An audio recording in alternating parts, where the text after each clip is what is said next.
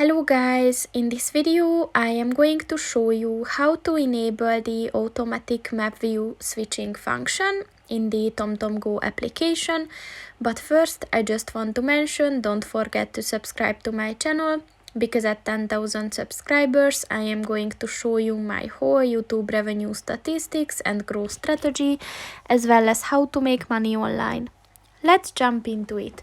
First of all, open the application on your phone and then click on the menu button at the bottom of the page on the left, and then scroll down and click on the settings button, and then click on the appearance button, and within this section look for the automatic map view switching button, and to enable it just click on the white circle next to it, and once it turns blue this function is enabled.